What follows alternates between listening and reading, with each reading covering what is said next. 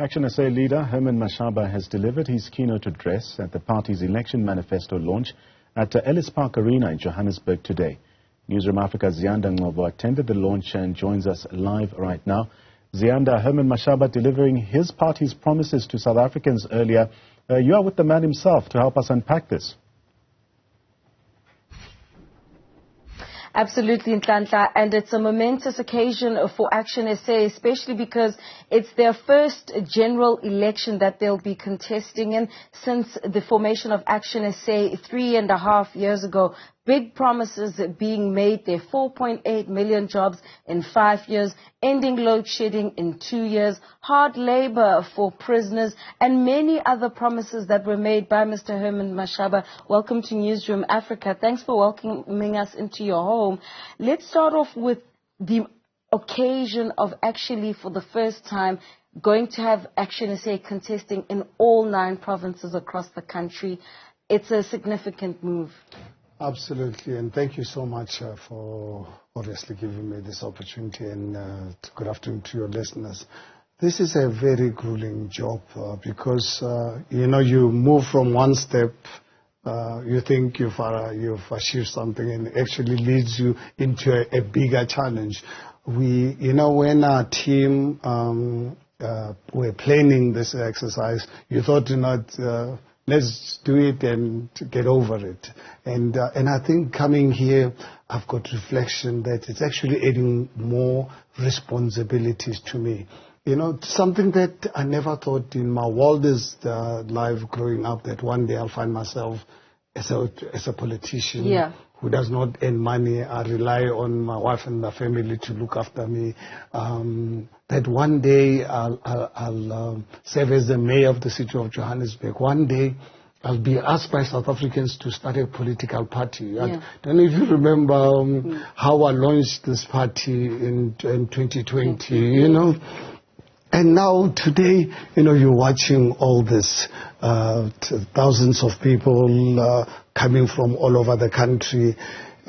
It is for me a humbling experience, but it puts a lot of pressure on me. And while I'm saying it puts a lot of pressure on me, I've shared this on many occasions, even in books, where I think I must probably blame my grandfather because he had some kind of an approach where on the 26th of August 1959, when I was born, I don't know, for whatever reason, my grandfather happened to have been home. My grandfather was a security guard for the Garankuwa municipality, was Machingeland. Yes. I don't know how come he was home on the 26th of August, so perhaps because it was month end. And on that day, I believe he went around house to house, telling everyone, and he called me Hyman, telling everyone that Hyman is born, someone who's going to change the course of history and so forth. And people believed him, and my own parents, my father was still alive at the time. My actual names when I was born on my birth certificate is Philip and something. And this Hyman was just too much for me growing up because everyone expected me to succeed, because my grandfather made it clear to me that everything that I do, he taught me self-reliance and the value of success. And now look at it. Now, leader of the largest party, a party that is going to be contesting in all 9 provinces, but also a lot of people have looked at your track record when you were Johannesburg mayor to say, but, maybe this is perhaps now the man that we can trust. Listening to you today, you've made some big promises that need money. So for economic growth, you've said you'll scrap BEE and call it inclusive economic growth. You've said 4.8 million jobs. You said real jobs, not opportunities, jobs in 5 years. Ending load shedding in 2 years. All of this needs money. Now, where are we going to get this money? It's actually quite an interesting but easy one, because if one looks at the potential of this country. You look at what these labor laws are doing to our country, because labor laws have been an employer, a businessman for close to 40 years or for more than 40 years. I know the impact, the negative impact of labor laws. That's why for us, you've spoken about unions in particular. Unions in particular. You've mentioned that even in the education sector. Absolutely. So can you imagine if you can remove this labor legislation that can make it easy for people to invest in South Africa and also allow entrepreneurs.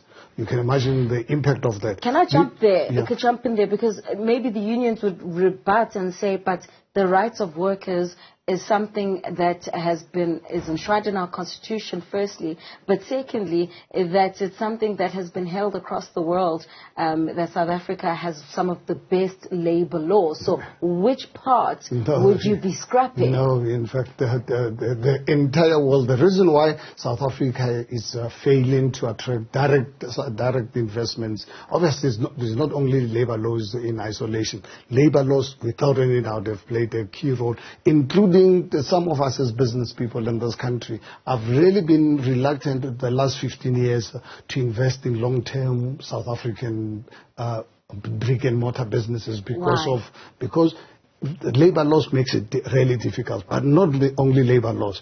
The level of crime, the collapse of the criminal justice system. You can't run an economy in an environment of chaos. A country where 84, 86 people being murdered every single day. Every 11 minutes, a woman being raped in this country. You've opened our borders to international drug cartels.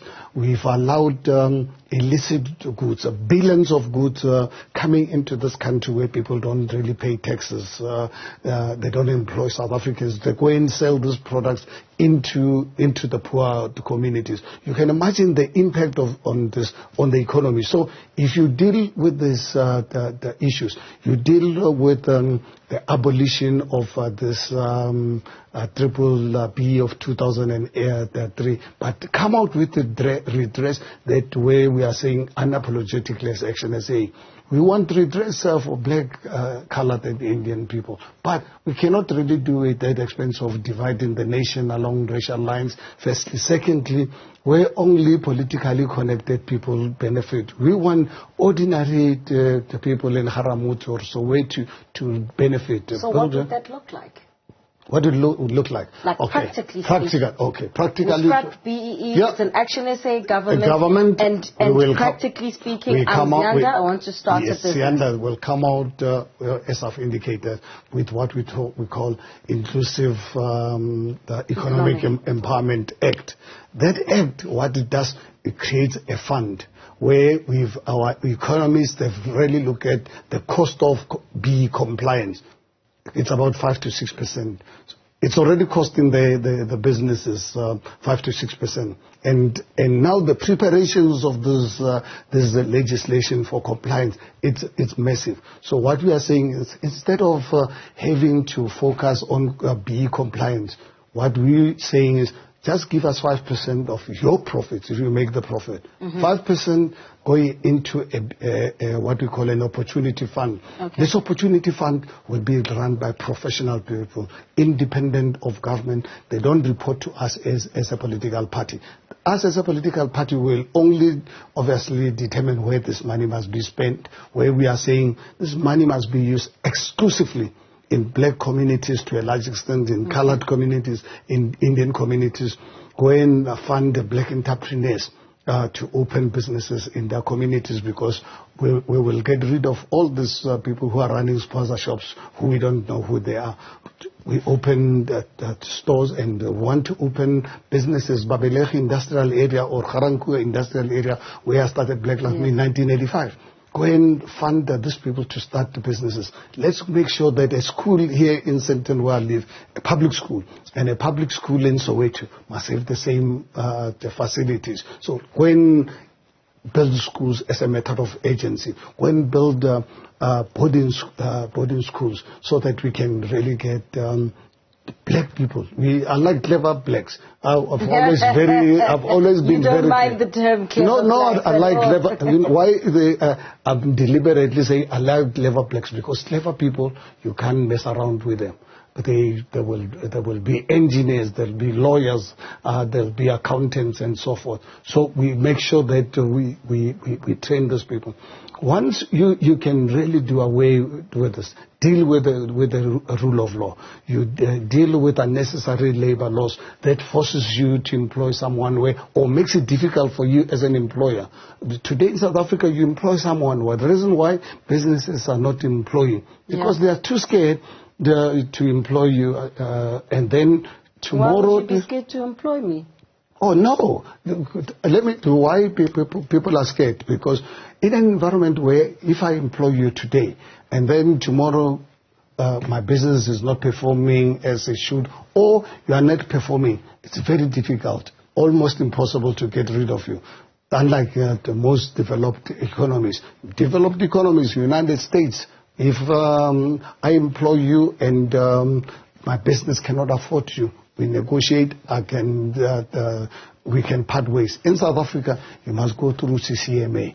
And CCMA, it's run by COSATU people. So for you as a business person, you're already found guilty, you must go and prove yourself. And why we've killed SMMEs? Because SMMEs cannot afford to have proper expensive lawyers to go and represent them at this hostile CCMA structures. So this has been a huge impact. I remember when Tito Mboweni was the Minister of Finance under Minister of Labor under President Mandela. I raised this issue with him. I said, Tito, I'm telling you, I'm not a prophet. What you guys and COSATU, this relationship between you and COSATU and the South African Communist Party, you are going to destroy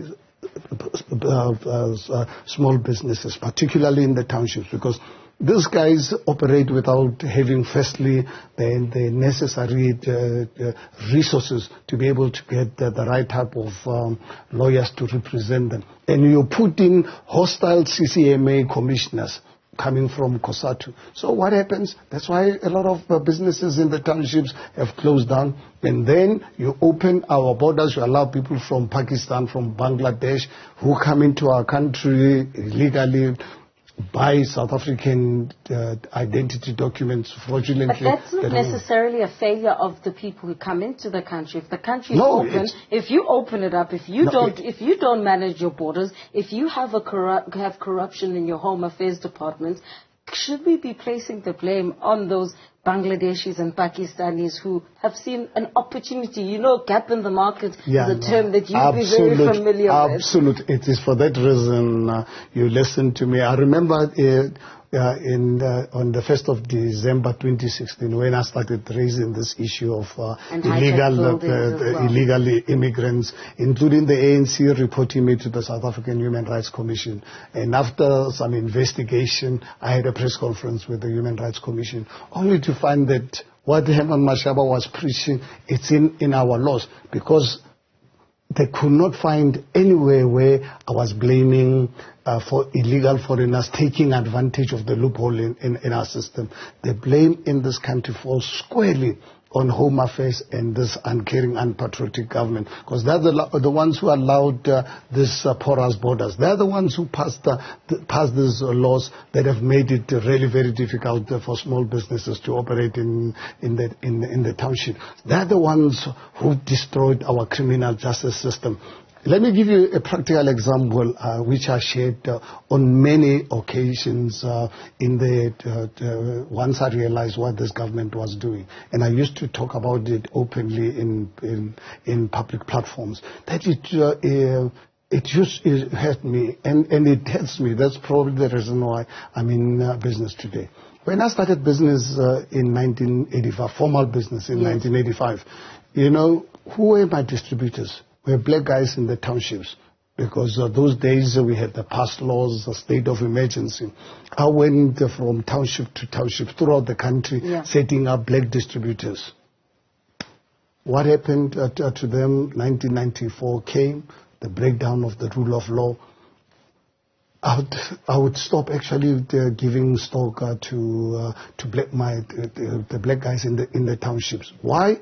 Because I will deliver stock to someone I've been doing business with over years, and all the time the guys used to pay me. Then, obviously, with the breakdown of the rule of law in the townships, I will supply you stock on credit today. The very same night, the guy gets knocked out. 20, 40,000 rands or 100,000 rands worth of stock gets stolen. Yeah. The guy, how is he going to pay me? It happens one township, the next township. And I end up to say, guys, yes, I'll give him another stock. The very same thing happens. And no protection whatsoever. No protection whatsoever. And then I then end up to say, goodness, if I continue with these guys who now owe me a lot of money, and there's no way I can get it, it's not their fault. Yeah. They were robbed in the middle of the night. Sometimes, actually, they robbed them there in front of everyone and no protection whatsoever. So what happens? We ended up having to rely on national chains and Indian traders in their communities. And black guys actually lost out on this huge opportunity. And that's a practical lived experience, which you can imagine if I had continued supplying these guys, I would also go out. You know how much I've lost? I had to write off. But in the process, people lost their businesses. Some of them, I employed them to represent me in their areas and so forth. But by majority, there was nothing I could really do about it. But it has me. And I raised this, and I've written in my books, in The Capitalist Crusader, I elaborate on this, that this is unacceptable. This current government honestly has created a monster. We operated under difficult circumstances under apartheid, ducking and diving from the police with state of emergency. But one thing for sure is that if someone gets made out or someone breaks into your shop, you will know you can go to the police station and you'll get the police who can attend to it. Are you in some way insinuating that it was slightly better operating as a businessman under apartheid than this current government? By far. For us as black business in the township, yes, by miles. That's a reason why. Let me give you one example. When I was the mayor of the city of Johannesburg, I raised this actually even in one of the press conferences with the media. That I find it really very strange that the city of Johannesburg is sitting with so many closed petrol stations in Soweto. When these businesses in the 70s and 80s, when I grew up, these petrol stations used to be run by black families in Soweto. Today, majority of them are closed. Closed. Now you can tell me now, in the 70s and 80s, how many cars were there in Soweto as compared to today? The cars today in Soweto are 10 times more. But businesses are closed, the garages are closed. And the ones, not only in Soweto, if you look at petrol stations in most of the black townships, are not run by our own people. They're not run by our own, they're running by outsiders.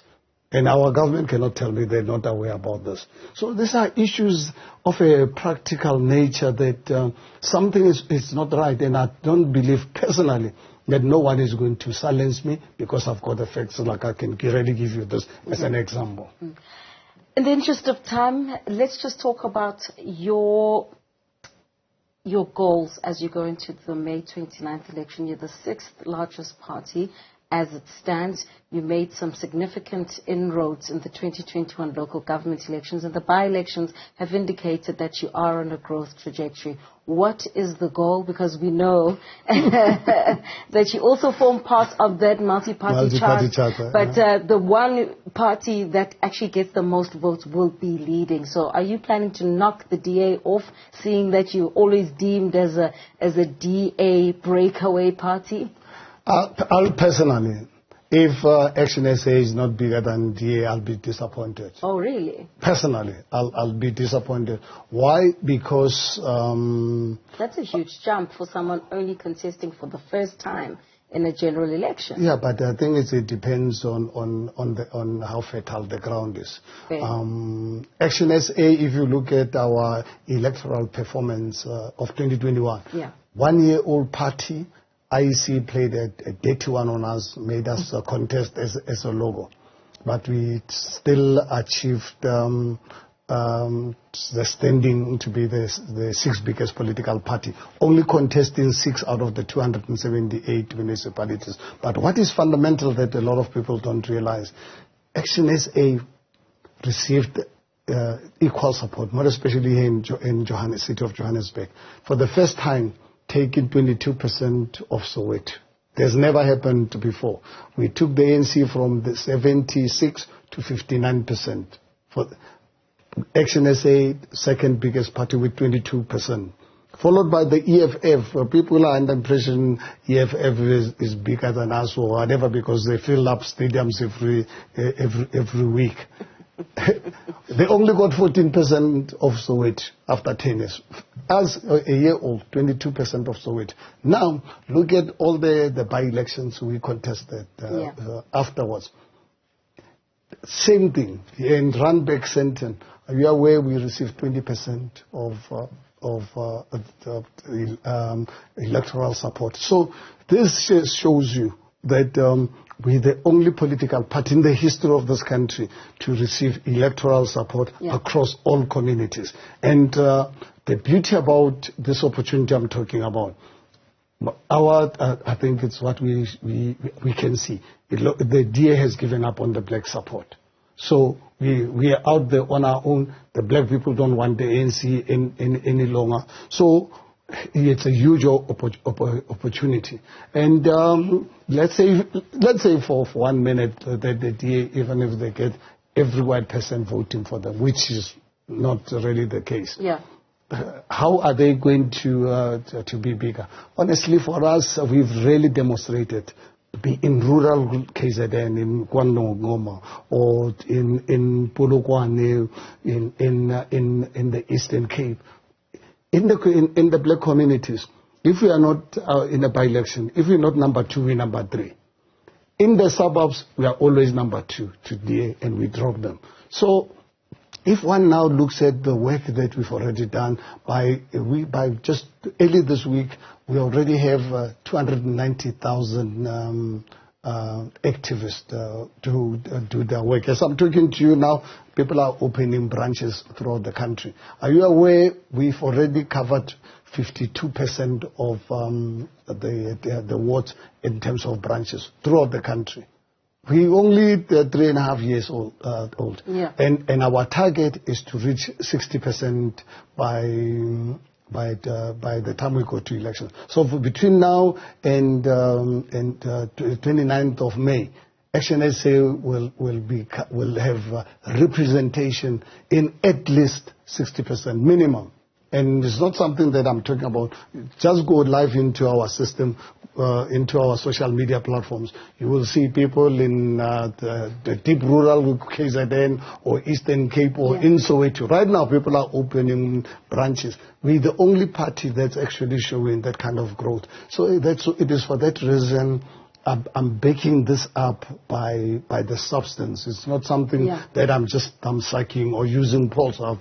I don't really I'd not say I don't believe. I do research even in business, but I rely on common sense because it appears to me that polls in this country, people run them for propaganda purposes. I don't know, to satisfy themselves. Yes. Because one thing people must understand, that when IEC counts a vote on the day of, on the 29th of May, I can tell you, when we count the people who voted, there's no provision for how many times you filled up stadium. There's no provision. Mr. Mashaba, in the interest of time, I have to leave it there. We wish the Green Mambas well. He says they will be taking on the DA, wanting to be the official opposition in South Africa. And that's where we leave it with ActionSA President Herman Mashaba, who unveiled his party's manifesto.